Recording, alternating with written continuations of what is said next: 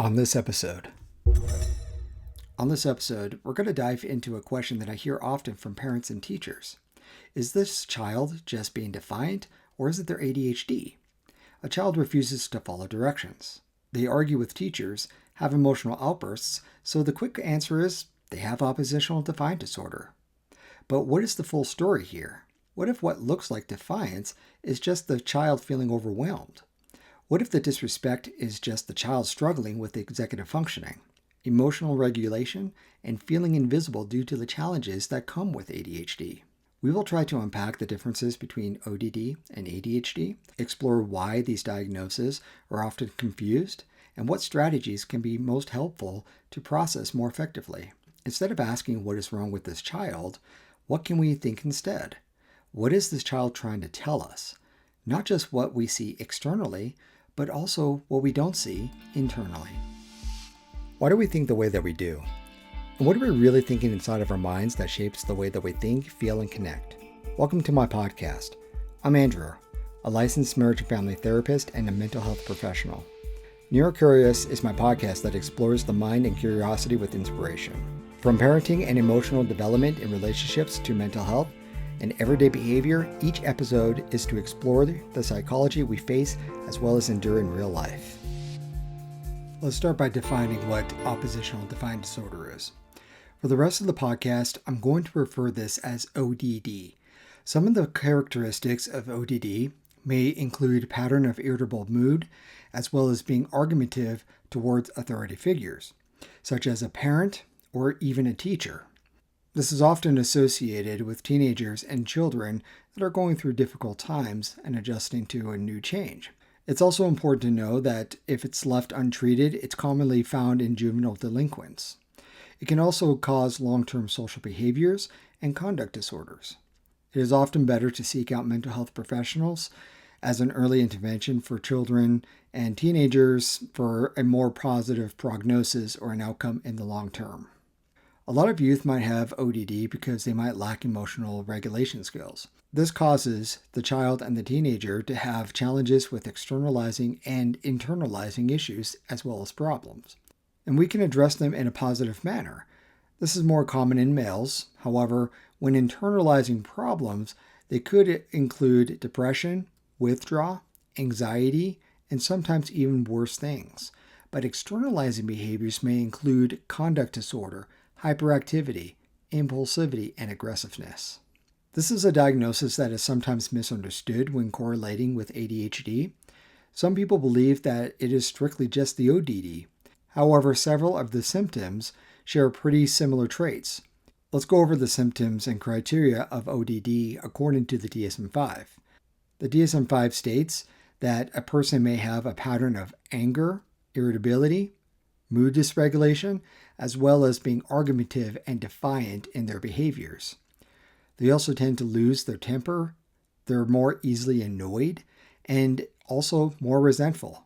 They may also argue with authoritative figures such as a teacher, and also refuse to follow rules. They tend to annoy others intentionally, and then blame others for their mistakes. Among those who are diagnosed with ADHD, almost 50 to 60% are also diagnosed with ODD. Continuing up to 20 to 50% is diagnosed with conduct disorder, 16 to 26% with depression, 10 to 40% of anxiety, as well as 6 to 15% for OCD.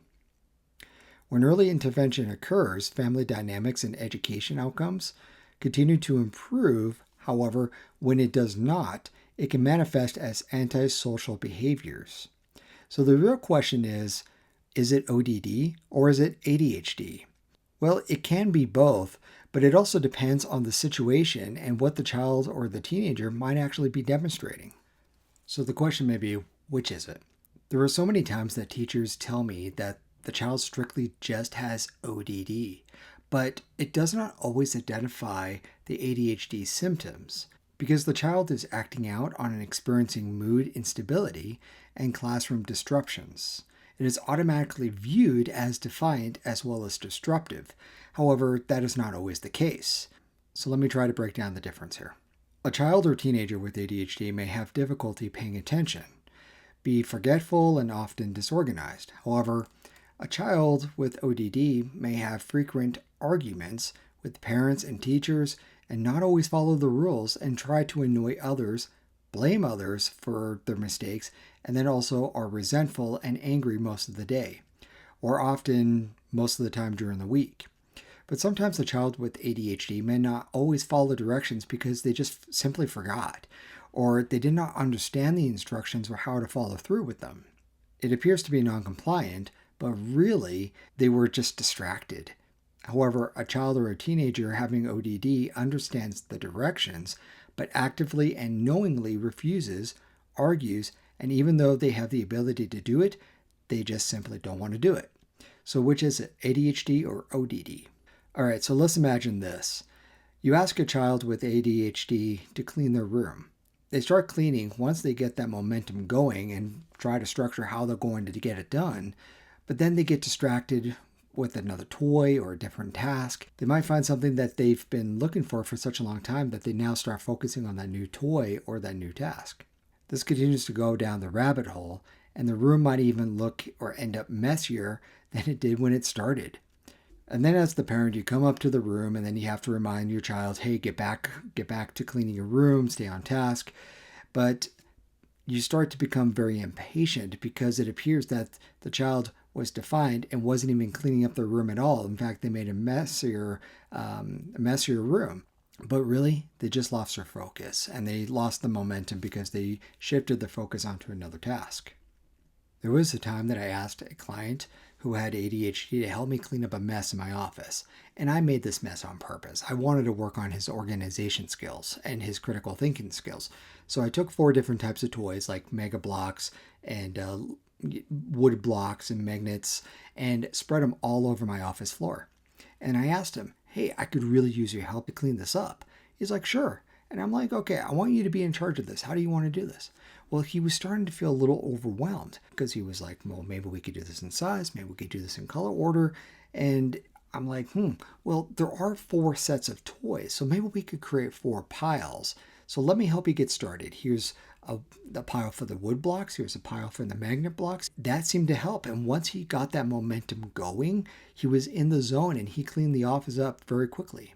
So as a parent and maybe as a teacher, just helping them get the momentum going to get them on task, helping them so that it's kind of like getting them started, revving the engine, if you may. They were able to do it on their own. They just need a way to get that going. But now with a child with ODD, they may refuse to even start cleaning and might even argue that it's not their fault that the room is messy, that another sibling went into their room and did something and they messed it up. So they start to blame others for the messes in their room, telling the parent that they shouldn't have to clean it up because they have rights, as they would say. All right, so this is often what I say to parents or to the child. The amount of time that you spend arguing on why you shouldn't do it, you could have done it already, or the task could have already been done. But logic doesn't always kick in. Emotion does. So they start to get angry, making the room messier or ignoring what has to be done. When the emotion starts to kick in for the child with ADHD or ODD, that little part in the brain that we talked about in a previous episode is called the amygdala, and that starts to work overtime. When that happens, the executive functioning in the prefrontal cortex sometimes is put on the back burner and it's not always functioning as well as it should, and so the emotions start to overtake the body. I remember I had a young client. He was 10 years old at the time and he was diagnosed with ADHD combined type. And the teachers were convinced that he had ODD, as well as intermittent explosive disorder, and also conduct disorder. A couple of times a week, he would have an explosive episode in the classroom. Sometimes it would look like that a tornado had ran right through it. And I'm being serious. I saw the video footage. Books were all over the floors. It was off the shelves. Desks were flipped over. Papers shredded, tossed all over the place. And the parents would tell me the end result of the incident according to the teachers in their incident report. However, I said to the parents, I don't care how it ended. What I care is how it started. They did not know how it actually started. I explained that emotions and behaviors like this just don't come out of the blue. It never really does. Something had to have led up to it. I wasn't interested in how it ended. I wanted to know how it started and what led up and got to this point. The client eventually opened up to me by explaining to me when I asked him what had happened. He was pretty embarrassed about all of this because he would say that he went into like a blackout or a Hulk mode, as some children would say. So what had happened, he would ask the teacher or the teacher's aide, one of the two, that he needed help spelling a word. And the teacher told him, "You're old enough, figure it out." Or, "Stop asking me for help. You should know how to spell this." And then other comments were made that made him feel degraded, such as, "Well, you should have been paying attention." Or, "If you would stop daydreaming, maybe you wouldn't have to ask." Each time that this would happen, this would set him off, and the amygdala in his brain, the fight, fright, freeze, or fawn, well, it was definitely fight. It would start to go off, and because of the hurt emotions that he was feeling, such as believing that he was stupid, worthless, and feeling helpless.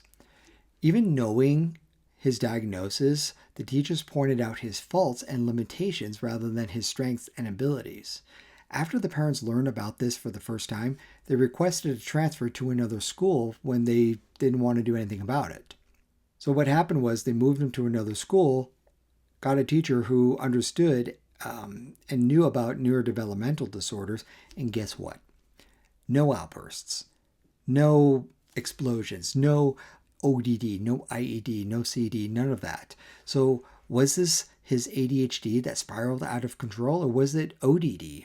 Well, this is debatable. However, based on the assessments given otherwise, he did not indicate that he met the criteria for ODD, except for his teacher's assessment. When a child, or really anyone with ADHD, is given a harsh comment, deals with sudden changes or adjustments that they cannot control, or feels overwhelmed, their nervous system can be dysfunctional for hours at a time, and it goes into overload.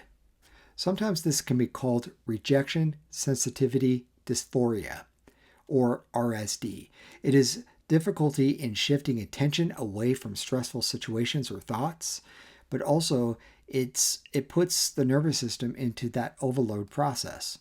It can also be intense and difficult to regulate any sort of manageable emotions.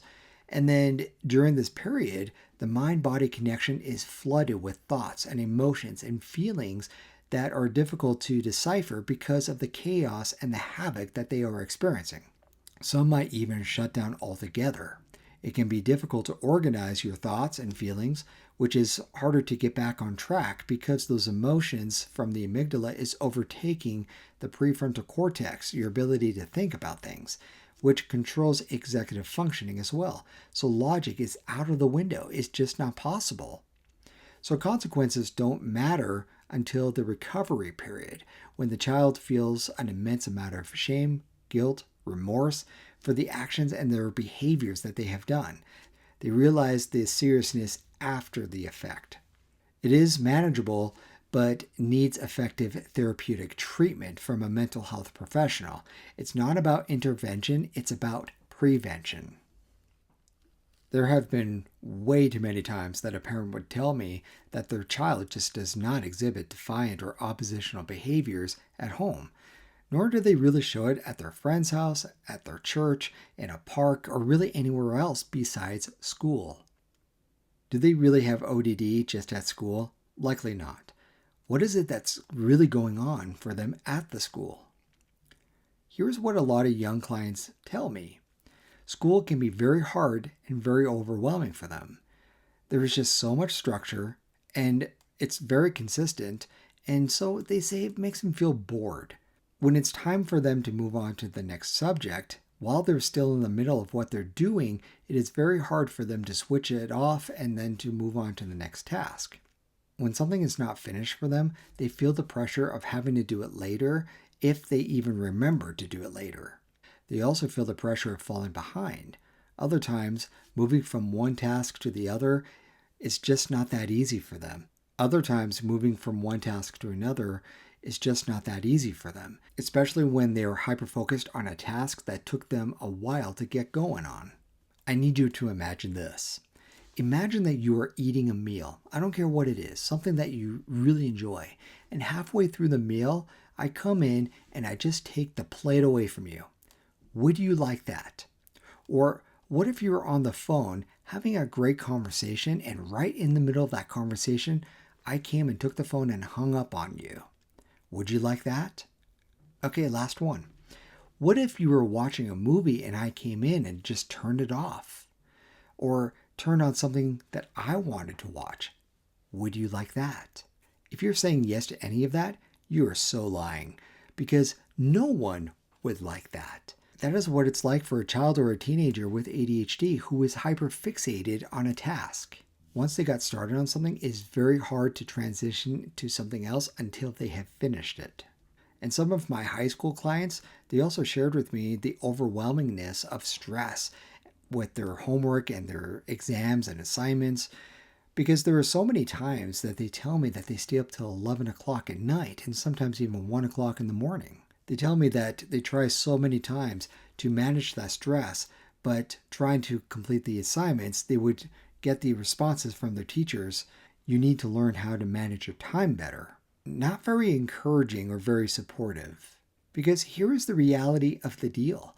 When trying to talk with a teacher about homework assignments, it's just a 3-page paper. You will be just fine. Well, that might be so. However, it may be a 3-page paper for that class. But in English, maybe you have to read 2 chapters in a book that night. And then you have to complete like a 3-page worksheet. And then in math, they were assigned a packet of equations that they need to finish. In science, they have to build a 3 to 4-page paper that they need to finish. And should I go on with history, art, and even ELA?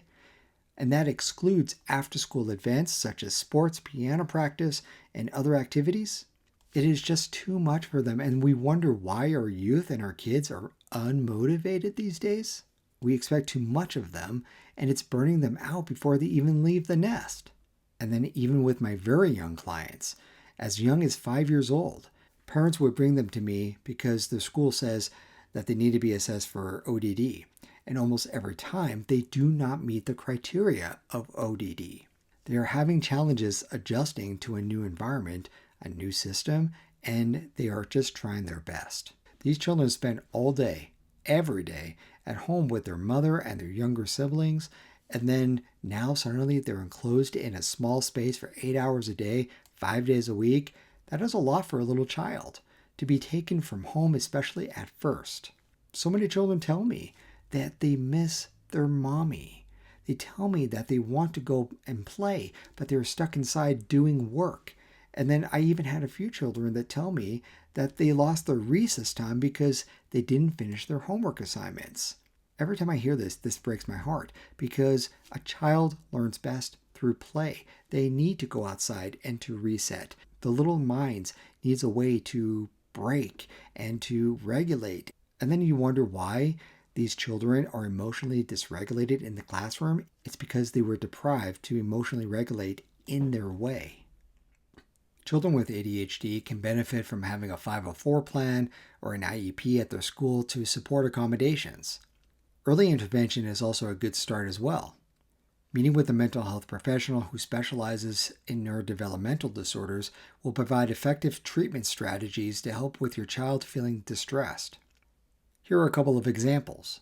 Using a feeling chart that they can have on their desk to identify the feelings in that moment. Another way is to teach the child clues about their body and what might help them to identify what it is that they are feeling, such as tight fists or a faster heart rate or just feeling a lot hotter or warmer. I often help children recognize that triggers may even set it off in their mind, and then it connects with their body, even when they're not even really thinking about it. Counting to 10, taking big, deep breaths, having breaks to the restroom, and maybe even having a safe place that they can go to, or giving them a task that can help distract them, such as stacking up chairs, piling up books, collecting toys in the play area, or even just taking a time out to go read and draw. It really depends on how old that child is and also the severity of the diagnosis, but let the therapist figure that part out so that they can get there. whatever the child might be struggling with, whether it's the ADHD, the ODD, the IED, or even just the anxiety, we need to find a way to adapt on what it is that the child needs in the moment. Because sometimes we try to make it what is convenient for us, even though it might feel inconvenient for that child. So many times I often have to tell parents and even teachers, we have to come down to their level. We cannot expect them to come up to ours. They don't know how. And you know what? Accept it. But the goal isn't to excuse or justify the undesired behaviors. It is to understand them from the child's perspective. It creates opportunities for growth, support, as well as learning. Then we might even have a new system of change in the family structure that can help us understand better. If you are a parent or a teacher, adopt the curiosity rather than correcting the mindset, as curiosity leads to results, whereas correction can sometimes be reactive. Raising a child with ADHD, it really can be hard. Also one with ODD, but it doesn't have to be. What needs to happen is to look past the label. Focus on strengths, not weaknesses. Be persistent, consistent, and compassionate. A child often becomes what others tell them that they are: unmotivated, distracted, a daydreamer, defiant. But as a parent or as a teacher, push past the stigma, because they are really trying to do their best and they have such great gifts, amazing gifts, abilities. They have dreams, ambitions, and they have so much more potential than you know. I hope that this podcast helped you. Please consider sharing it with a parent, a friend, or someone that you feel like might need it. And remember, the more curious we become about the mind, the more we understand each other. Until next time, be good to yourself. This podcast is for educational purposes only and not to be a replacement for therapy. If you're struggling and need support, I highly encourage you to reach out to a licensed mental health professional in your area.